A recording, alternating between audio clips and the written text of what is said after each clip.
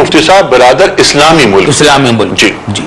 تو اگر آپ نے کچھ دلیل مانے بغیر صرف طاقت کی دلیل مان کر ان کے مطالبے کو تسلیم کیا تو ہمارے نزدیک یہ اپنے غلامی کے پروانے پر دستخط ہوں گے، کیونکہ یہ پھر بلیک میلنگ کے سامنے جھکنا ہوگا، اور بلیک میلر کبھی بھی اپنے مطالبات کو ختم نہیں کرتا، اس کے مطالبات بڑھتے ہی رہتے ہیں. آئندہ ان کے مطالبات بڑھتے رہیں گے جن کو آپ پورا نہیں کر سکیں. ٹھیک ہے، آپ کی بات نہیں مانی گئی، آپ کے مشوروں کو اہمیت نہیں. میں نے ایک بات اور ان سے کہی کہ آپ کا یہ افغانستان ہے، لولا لنگڑا ملک ہے، بیچارہ پسماندہ ہے، طالبان کی حکومت وہاں ہے، اس کا اگر کوئی اور فائدہ آپ کو نہیں تو کم از کم اتنا تو ہے کہ اتنی لمبی سرحد جس پر بھی انہوں نے کہا تھا کہ 1500 کلومیٹر، اس سرحد پر ہمیں ایک سپاہی کو کھڑا کرنے کی ضرورت نہیں ہے اس سرحد کی حفاظت کے لیے. یہ ایک بہت بڑا فائدہ ہے، آپ کی سرحد محفوظ ہے. کل آپ ان کو یہاں بلا لیں گے تو آپ کی سرحد بھی غیر محفوظ ہو جائے گی. ٹھیک ہے. تو بہرحال مگر وہ فیصلہ کر چکے تھے، اور ہم اس وقت اس تردد میں بھی رہے کہ ہو سکتا ہے کہ جو خطرے یہ محسوس کر رہے ہیں وہ ظاہر نہ کر پا رہے ہوں، یا بیان نہیں کر پا رہے ہیں. ظاہر ہے کہ رموز مملکت بادشاہ جانتے ہیں. اچھا، تو اس وجہ سے ہم نے اپنی بات تو کہی، لیکن دل میں ایک بات یہ ضرور رہی کہ ہو سکتا ہے کہ ان کو کوئی ایسی مجبوری درپیش ہو کہ ملک کو بچانے کے لیے وہ ناگزیر سمجھتے ہو. اور سب سے پہلے پاکستان کا نعرہ سامنے آیا کہ جگہ آپ ہوتے، حالات و واقعات یہی ہوتے، آپ کا فیصلہ کیا ہوتا؟ یہ آپ کا سوال بڑا مشکل سوال ہے، لیکن اگر میں ہوتا تو میں اتنی جلدی جواب نہ دیتا. پارلیمنٹ آپ کے پاس نہیں ہے جرم ضعیفی کی سزا مرگ مفاجات. ہماری جو عسکری قوت ہے، ہماری جو اخلاقی قوت ہے، ہمارے جو اخلاقی معیارات ہیں، یعنی ہم خود کو بخوبی جانتے ہیں.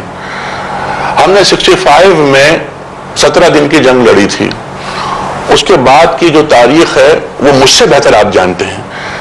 کیا مشرف صاحب کا یہ فیصلہ انتہائی صائب اور انتہائی عقل اور دانش پر مبنی نہیں تھا؟ میں اس کو مشکوک سمجھتا ہوں. مجھے ایک تو اس بات کا یقین نہیں ہے اور ابھی تک ثبوت فراہم نہیں ہو سکا کہ امریکہ نے کہیں یہ دھمکی دی تھی کہ آپ کو ہم پتھروں کے زمانے میں پہنچا دیں گے. چنانچہ بھی آپ نے دیکھا جب صدر صاحب امریکہ کے سفر پر گئے ہوئے تھے، وہاں اپنی جب کتاب کا ذکر کیا، اس کتاب میں انہوں نے یہ ذکر کیا، امریکی صدر نے اس کے تردید کی کہ میرے علم میں نہیں ہے یہ بات، پینٹاگون نے اس کے تردید کی کہ ہمارے علم میں نہیں ہے یہ بات. جی ہاں، مطلب جملوں کی تردید کی مفہوم تقریباً یہی تھا. یہ بھی میں سمجھتا نہیں ہوں کہ یہ میں نہیں مانتا، یعنی کم از کم میرے پاس اس کو ماننے کے لیے کوئی دلیل نہیں ہے. ٹھیک ہے. اچھا، آپ مشرف صاحب کی جگہ بیٹھے ہیں، آپ کا فیصلہ کیا ہوتا؟ چلیے اجلت آپ نہیں کرتے. ہاں، اس میں یہ ہوتا، میں آپ مانتا ہوں، میں یہ دیکھتا کہ میں ایران سے بھی مشاورت کرتا، چین سے بھی مشاورت کرتا، اپنے عرب ممالک کی جو خاص سعودی عرب وغیرہ حضرات ہیں ان سے مشاورت کرتا، اپنے حالات کا جائزہ لیتا، اور یہ بھی دیکھتا کہ واقعی یہ دھمکی کیا دے رہے، کس درجے کی دے رہے ہیں. سوال یہ پیدا ہوتا ہے کہ یہ دھمکی انہوں نے ہندوستان کو کیوں نہیں دی، انہوں نے تاجکستان کو کیوں نہیں دی، ان کا بالکل افغانستان کی سرحد پر ہے. کیا اتنی مہلت پاکستان کے پاس تھی؟ میرے خیال ہے کہ تھی. اتنی جلدی کوئی اجلت نہیں تھی ان کو کہ 24 گھنٹے کے اندر یا چند گھنٹوں کے اندر یہ جواب دے دیں. میں سمجھتا ہوں کہ اس معاملے میں انہوں نے اجلت سے کام لیا ہے، بلکہ مجھے تو کبھی کبھی یہ بدگمانی بھی ہوتی ہے کہ ان کے مرضی کے مطابق ہوا یہ کام.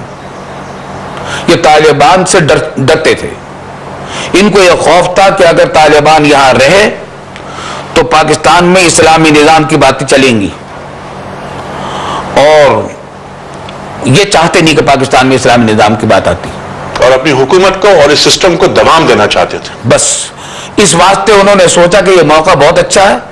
ضیاء الحق صاحب کو خوش قسمتی سے روس کے خلاف جہاد کرنے کے لیے امریکہ کی پشت پناہی مل گئی تھی. اب اس پشت پناہی حاصل کرنے کے لیے وہاں تو انہوں نے کفر کے خلاف جہاد کیا تھا اور امریکہ کی پشت پناہی حاصل کی تھی، یا انہوں نے مسلمانوں کے خلاف جنگ کر کے امریکہ کی پشت پناہی حاصل کی. دونوں باتوں میں زمین آسمان کا فرق تھا. اور آج میں سمجھتا ہوں کہ ہمارے ملک کا بہت بڑا مسئلہ یہ اتحاد میں شرکت ہے، جو دہشت گردی کے خلاف کہا جاتا ہے، لیکن آپ یہ دیکھیں دہشت گردی کے خلاف اس اتحاد نے افغانستان میں کیا کیا، عراق میں مسلمانوں کے ساتھ کیا کیا، فلسطین میں بھی جو کچھ ہو رہا ہے وہ تو پہلے سے ہو رہا ہے، خود پاکستان کے آزاد قبائل کے اندر کیا کیا۔ ٹھیک ہے، ہماری فوجیں 800 مسلمان ہماری فوجی قیمتی انسان ہماری فوج کے وہ شہید ہو گئے، افسران بھی اور جوان بھی، کتنے مرد اور عورتیں اور بچے آزاد قبائل کے شہید ہو گئے، کتنے مدرسوں پر بمباری کی۔ آج ہماری سرحدوں کا تحفظ تو کیا عزت ہی پامال کر ڈالی ہے، آج وہ کہہ رہے ہیں کہ ہم جب چاہیں گے میزائل پھینکیں گے تو آپ کے علاقے کے اندر، جب ہم مسئلہ سمجھیں گے، جب ہم یہ دیکھیں گے کہ ہمارے دشمن وہاں موجود ہیں۔ یہ ساری برکات اور سارے نتائج اور سارے پھل اس اتحاد کے ہیں جس کے اندر ہم گرفتار ہیں، اور اس اتحاد کے اندر شمولیت میں جلد بازی سے کام لیا گیا ہے۔